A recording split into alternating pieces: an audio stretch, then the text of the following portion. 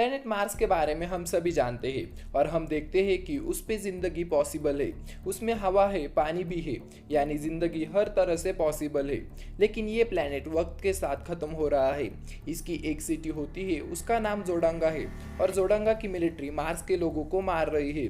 वहीं पर एक दूसरी सिटी भी होती है जिसका नाम होता है हेलियम। काफी अरसे से हीलियम बहादुरी से जोडंगा का मुकाबला कर रहा है।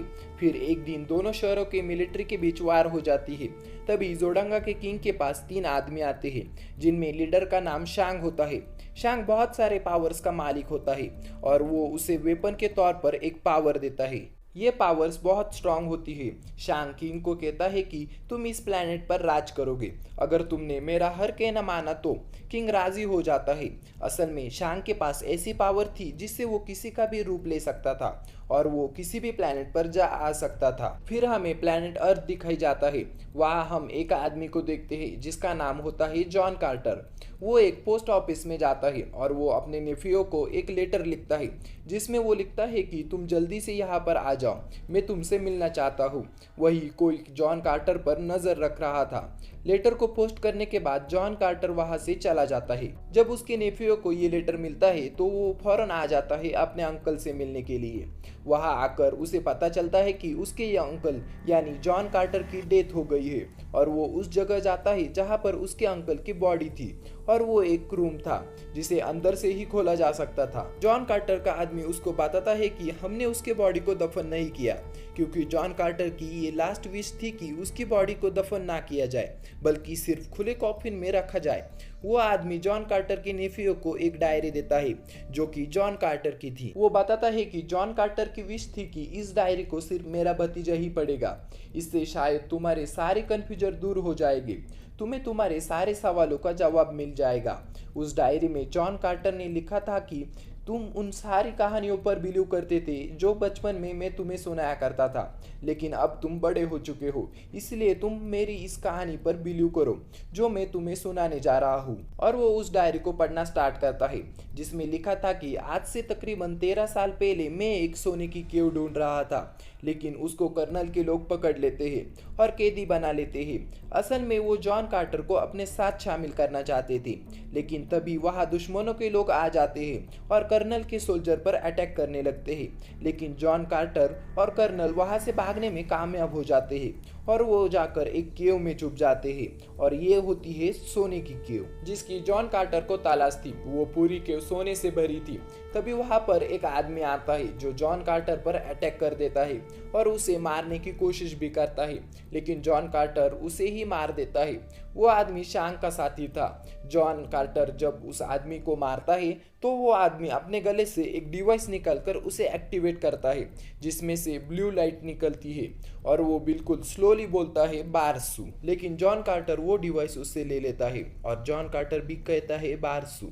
बस ऐसा कहते ही जॉन कार्टर वहाँ से गायब हो जाता है और एक काफ़ी बड़े डेजर्ट में आ जाता है।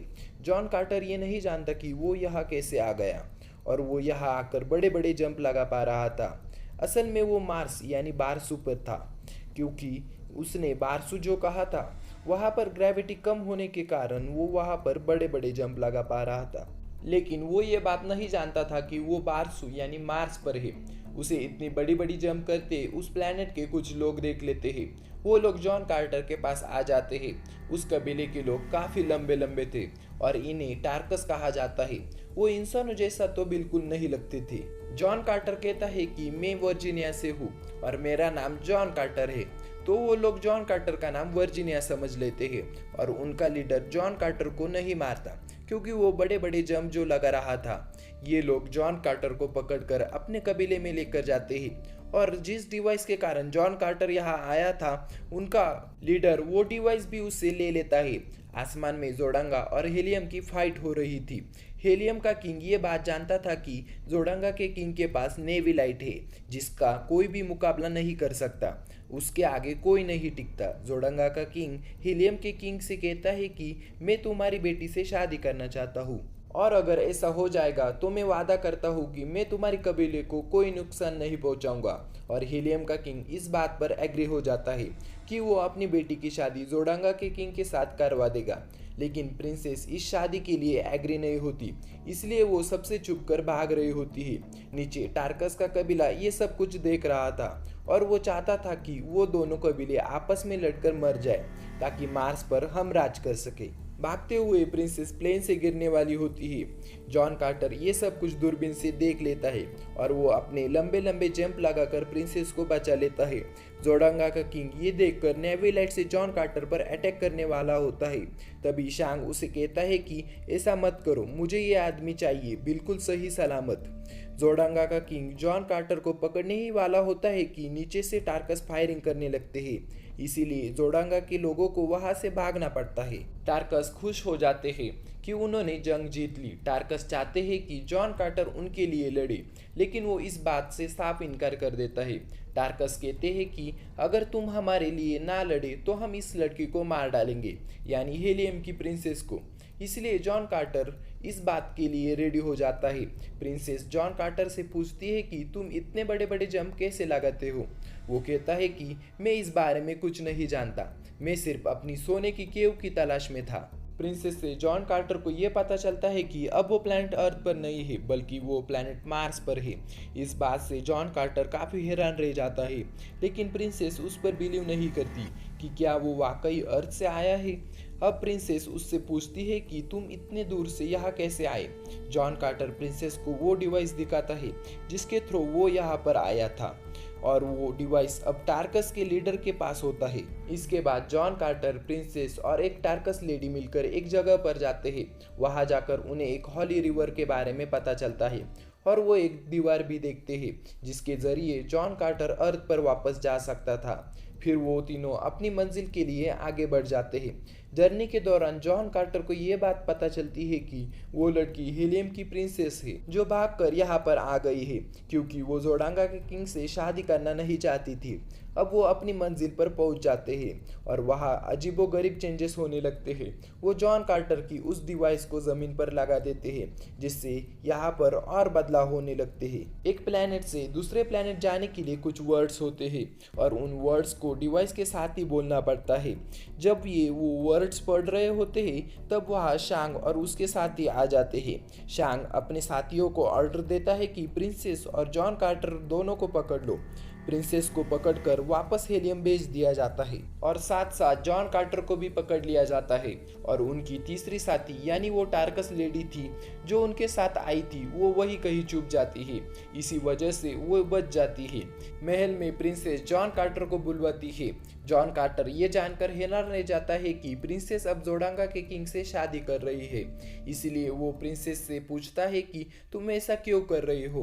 प्रिंसेस कहती है कि तुम हम लोगों के लिए लड़ना नहीं चाहती, तुम अपनी दुनिया यानी प्लेनेट अर्थ पर वापस चले जाओगे और मैं जोडांगा के किंग से शादी कर लूँ, यही मेरे लोगों के लिए अच्छा होगा। और वो जॉन कार्टर की डिवाइस उसे दे देती है।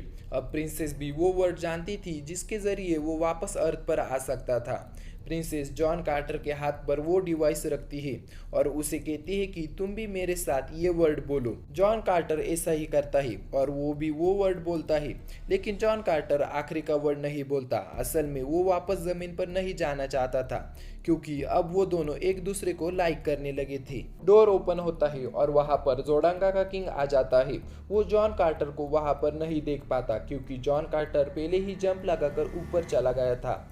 सबके जाने के बाद वो नीचे आता है और वहाँ पर एक लेडी होती है। ये लेडी असल में शांग था जो औरत के रूप में यहाँ पर आया था। शांग अपने नेवी लाइट का यूज करके जॉन कार्टर को अपने कंट्रोल में ले लेता है और वो इस नेवी लाइट को जॉन कार्टर के अंदर डाल देता है और अब जॉन कार्टर ना तो कुछ कर सकता था और ना ही वहाँ से भाग सकता था। शांग जॉन कार्टर को कहता है कि जब से तुम इस प्लेनेट पर आए हो तुम्हारी पावर्स बढ़ गई है। वो कहता है कि असल में मैं तो एग्जिस्ट ही नहीं करता, लेकिन इस राज को छुपाने के लिए हमें बड़ी मेहनत करनी पड़ती है।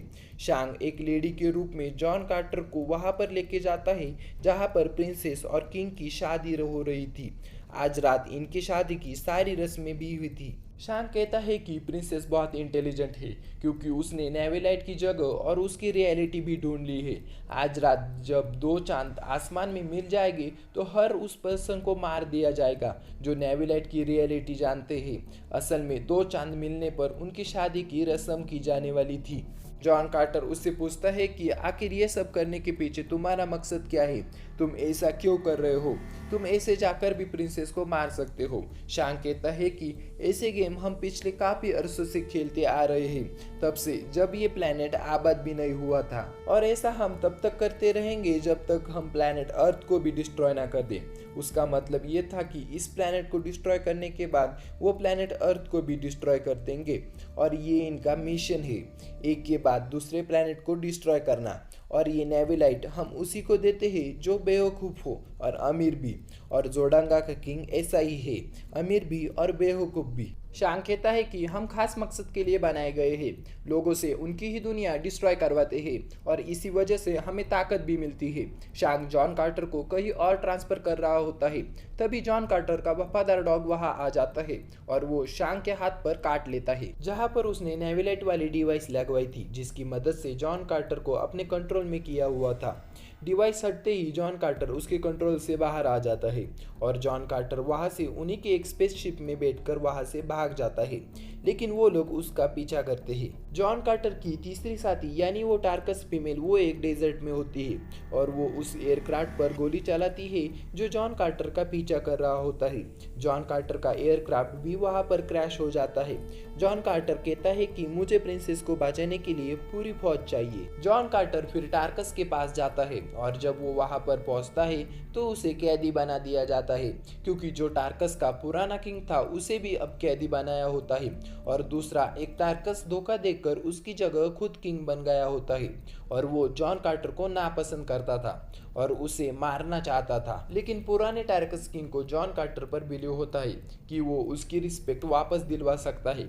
अगले दिन जॉन कार्टर और पुराने टार्कस किंग को एक मॉन्स्टर जैसे जानवर के सामने छोड़ दिया जाता है, लेकिन जॉन कार्टर उसे मार डालता है और वो उस टार्कस राजा को भी मार डालता है जो पुराने राजा की जगह खुद राजा बन गया था। अब वो पुराना राजा फिर से टार्कस का किंग बन जाता है। जॉन कार्टर प्रिंसेस को बचाना चाहता था क्योंकि आसमान पर दोनों चांद के मिलने पर प्रिंसेस की शादी की रस्म हो जाएगी और शांग प्रिंसेस को मार डालेगा। लेकिन शादी की रस्म होने से पहले ही जॉन कार्टर वहां पहुंच जाता है। वो कहता है कि ये जो कुछ भी हो रहा है वो असल में एक साजिश है, क्योंकि जोडांगा के लोगों ने हीलियम पर अपना कंट्रोल कर लिया है और तुम्हारी शादी की रस्म होते ही वो हीलियम पर अटैक कर देंगे। जोडांगा का किंग तलवार निकालता है और तभी वहां पर वॉर स्टार्ट हो जाती है। हीलियम का साथ देने के लिए टार्कस की फौज भी आ जाती है। दोनों कबीले एक होकर जोडांगा का नामो निशान मिटाने के लिए उनका मुकाबला करते हैं। जॉन कार्टर जोडांगा के किंग को मार डालता है, लेकिन शांग प्रिंसेस के रूप में आकर प्रिंसेस पर तलवार रखता है, मगर प्रिंसेस उसकी नेविलाइट वाली डिवाइस निकाल लेती है जो कि शांग के कंट्रोल में थी और वो उसे निकाल कर फेंक देती है। लेकिन शांग बड़ी चालाकी से फिर से वो डिवाइस ले लेता है। जॉन कार्टर उसे मारने ही वाला होता है तभी वो वहां से गायब हो जाता है। बाद में जॉन कार्टर और प्रिंसेस की शादी हो जाती है। उसी रात शांग वहां पर किसी और रूप में आता है और वो जॉन कार्टर के चेस्ट पर हाथ रखकर वो वर्ड बोलता है जिससे वो प्लेनेट अर्थ पर वापस चला जाए और वो जॉन कार्टर को अर्थ पर वापस भेज देता है। जब जॉन कार्टर की आँख खुलती है तो वो खुद को उसी सोने की केव में पाता है जिसे वो इतने सालों से ढूंढ रहा था, मगर वो वापस मार्स पर जाना चाहता था क्योंकि उसकी वाइफ प्रिंसेस मार्स पर थी, पर अब उसके पास वो डिवाइस नहीं थी जिसके थ्रू वो वापस जा सकता था। जॉन कार्टर 10 साल तक वो डिवाइस ढूंढता रहता है और फाइनली वो डिवाइस उसे मिल जाती है। ये सारी कहानी जॉन कार्टर का नेफ्यू पढ़ रहा होता है। जॉन कार्टर ने लिखा हुआ होता है कि अब तुम जान चुके होगे कि मैंने क्यों कहा था कि मेरी बॉडी को दफनाना नहीं, क्योंकि अगर मेरी बॉडी यहाँ पर डिस्ट्रॉय हो जाती तो मैं मार्स पर भी डिस्ट्रॉय हो जाता और जहाँ मेरी डेड बॉडी का कॉफिन है उसकी चाबी तुम खुद हो और अब मेरी डेड बॉडी की रिस्पॉन्सिबिलिटी तुम्हारे ऊपर है। जॉन कार्टर का भतीजा देखता है कि रूम के दरवाजे के ऊपर कुछ अल्फाबेट्स है और वो उन अल्फ़ाबेट से अपना नाम लिखता है, मगर वो दरवाज़ा ओपन नहीं होता। फिर वो अपना निकनेम वहाँ पर लिखता है जिस नाम से जॉन कार्टर उसे बुलाया करता था, और वो नाम लिखते ही वो डोर ओपन हो जाता है। लेकिन पीछे से एक आदमी आकर उसे मारने की कोशिश करता है, लेकिन उस आदमी को कोई गोली मार देता है। जॉन कार्टर का नेफ्यू देखता है कि जॉन कार्टर अभी जिंदा है, और वो उस आदमी के पास जाता है जो अभी अभी मारा था, और वो उसके गले से वही डिवाइस निकालते हैं जिससे मार जा सकते थे। और जो ये आदमी मारा था वो शांग था। वो रूप बदल कर यहाँ पर आया था। अब शांग किसी भी प्लेनेट पर जा सकता था, इसीलिए वो जॉन कार्टर का पीछा करते करते यहाँ भी आ गया था। यहाँ पर जॉन कार्टर अपने मिशन में कामयाब हो जाता है। वो अपने नेफ्यू से कहता है कि कोई किताब लिखो, किसी से प्यार करो और जिंदगी का एक मकसद बनाओ। जॉन कार्टर उस डिवाइस को लेकर एक जगह पर लेट जाता है और वो फिर से मार्स पर चला जाता है, और यहीं पर यह मूवी एंड हो जाती है। Thank you for watching.